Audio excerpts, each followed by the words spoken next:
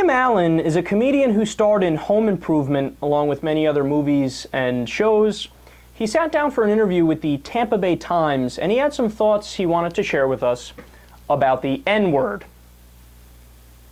Of course, Tim Allen is an older white man, so I'm already kind of uncomfortable with where this conversation is going.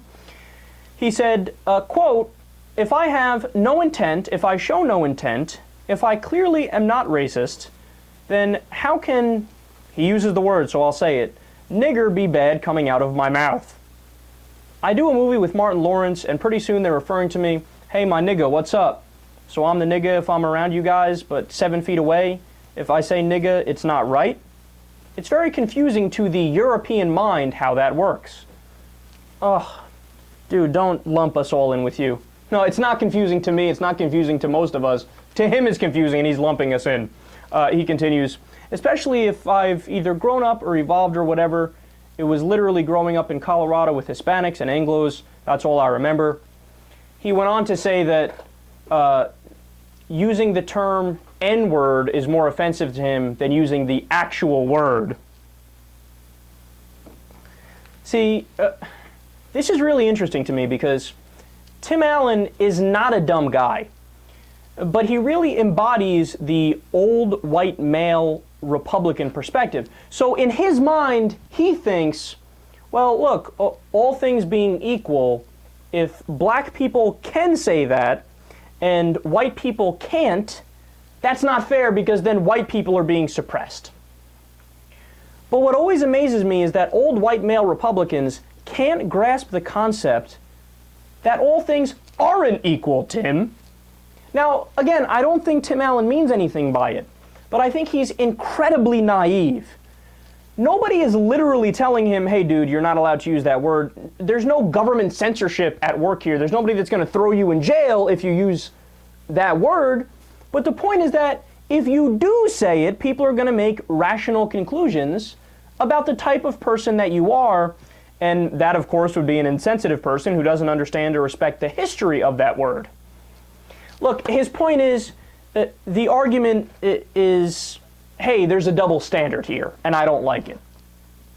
But again, that disregards that sometimes a double standard is perfectly rational. So for example, let me give you a few examples here. If your wife comes out dressed in a curve-hugging dress, right, and asks you, hey, how do I look, honey? And you say, oh, gorgeous. I mean, look at that butt. Well, that would be perfectly fine. But if a stranger is walking down the street and says to your wife, gorgeous, look at that butt, that's not okay.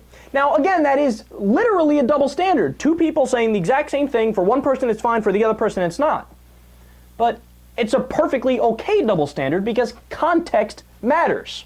So to give you another example, if there's a 17-year-old male who has sex with a 29-year-old female and it's all consensual, everybody's high-fiving each other, especially 17 is the age of consent. They're going, oh, nice, 17, 29, oh, she hot, yeah, how'd that go, how'd that work out?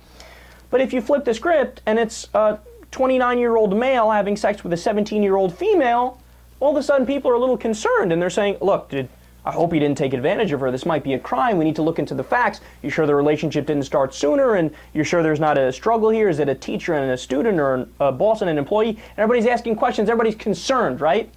Now, again, in that scenario, context matters. It's a clear double standard, but the double standard very well makes sense. So Tim Allen, this shows that he's so childish that he's so intrigued by the idea of saying that word that it's the forbidden fruit that he can't help it. He just wants it so badly.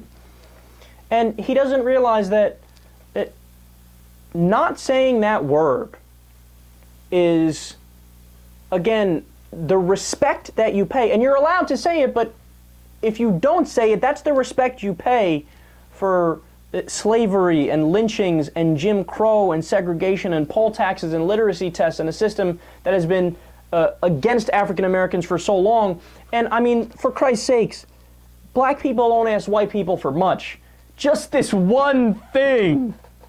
So either be classy and understand their position and respect it and don't say the word, or be a douchebag and say it, and don't bitch and moan when people make logical conclusions about the type of person you are based on what you said.